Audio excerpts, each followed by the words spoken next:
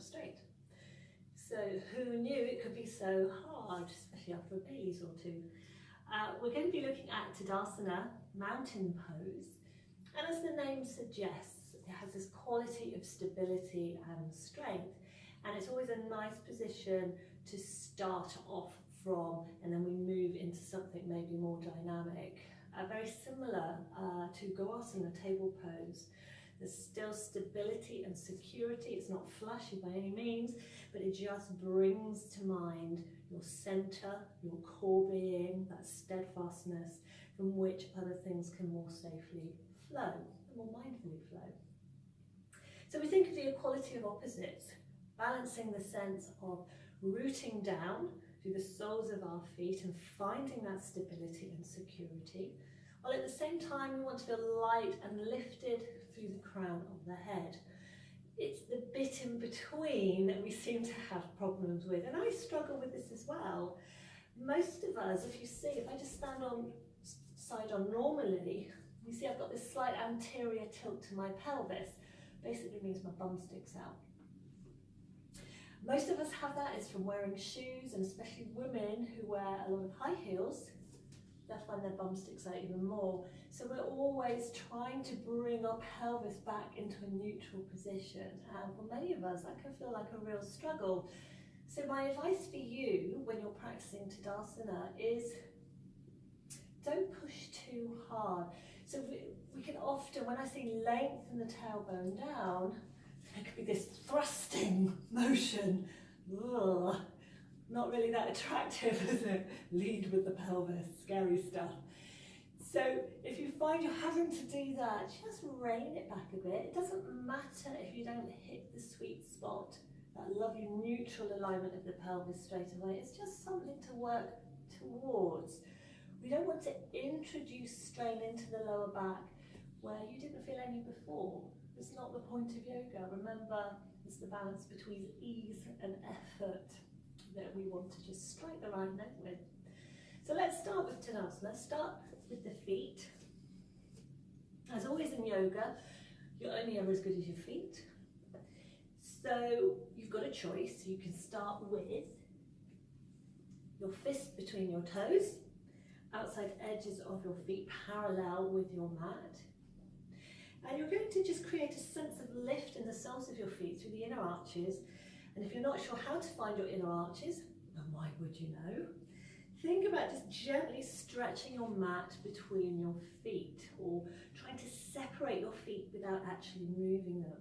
And you'll feel the inner arches lift and this sense of energy coming up the legs. You can feel more of your leg muscles begin to engage.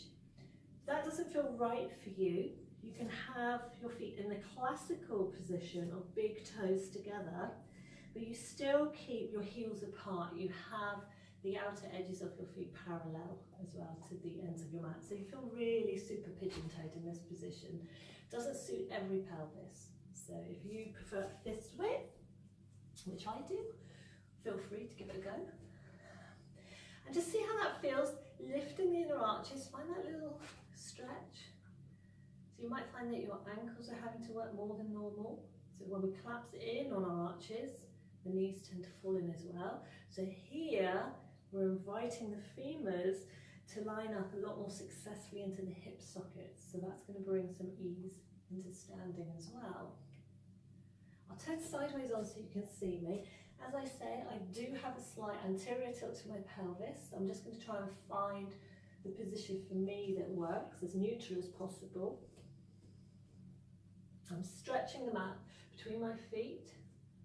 So close your eyes in this position and drop your awareness down into your feet, and just feel that the weight is evenly distributed and you're not tempted to clench the toes.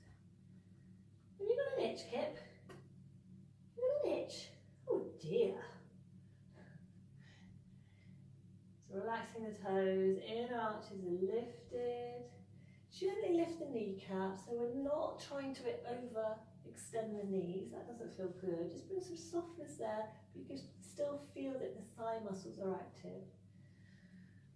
Now I want you to think about having a slight inward rotation at the top of your thigh bones. So if you're here, you're working the mat between your feet, and then you've got this slight, you can barely see, this slight internal rotation at the tops of your thighs. There's a connection between your inner thighs and your deep core muscles. And when we're activating the inner thighs, it encourages the pelvic floor to lift. Now, you do need to have the pelvic floor lifted here, or mula bandha. Stick with pelvic floor if you don't know what your mula bandha is, just for now.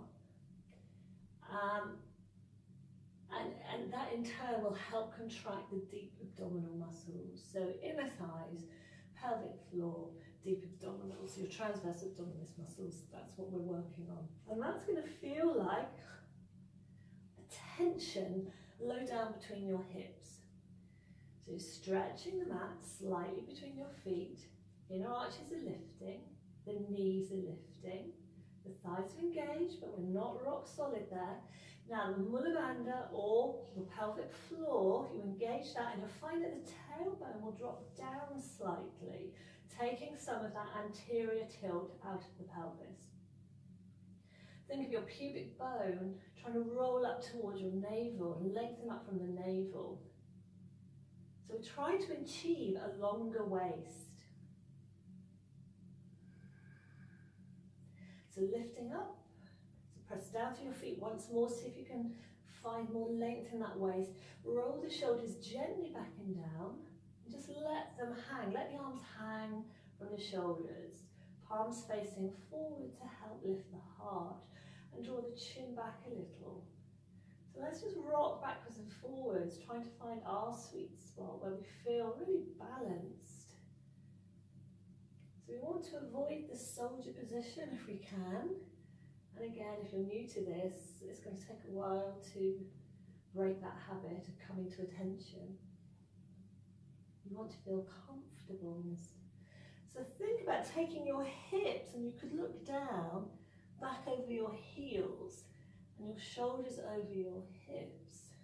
So the heart is lifting, drawing the chin in, relaxing the toes. So if you feel that you're holding muscular tension 100%, see if you can dial it back to say 60%. That balance, remember, that I spoke about between ease and effort, sukha and sthira.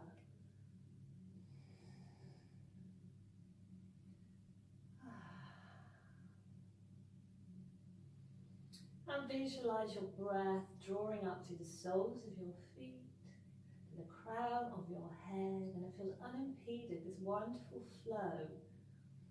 And as you exhale, you're going to exhale down from the crown of your head, down the spine, down the legs, and out through the soles of your feet. And just see if you can keep that breath going, observing where you tend to hold your tension. So maybe it's here, maybe the legs are jammed out. Find that ease within the pose. Yoga is always about doing less. Now bringing into this whole idea the qualities of a mountain. Do you feel rooted down? Do you feel that your crown is up in the heavens? Do you feel steadfast, secure?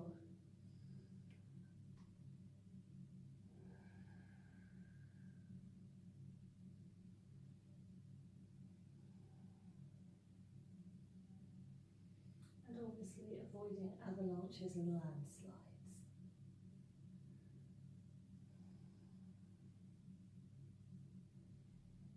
And relaxing. Notice how it feels. You might, actually when you release the pose, you might feel a lot of tension. You're still overdoing it. As beginners we do, we want to do well, so we overdo things, we want to try our best. Just knock it back a bit. Less is always more. So Tadasana, mountain pose, easy to practice anywhere pretty much. Again, it's another great pose. If you stick the kettle on and you're waiting for the kettle to boil, just put yourself in Tadasana and really connect to your feet. into the crown of your head. Good luck, yogis. Namaste.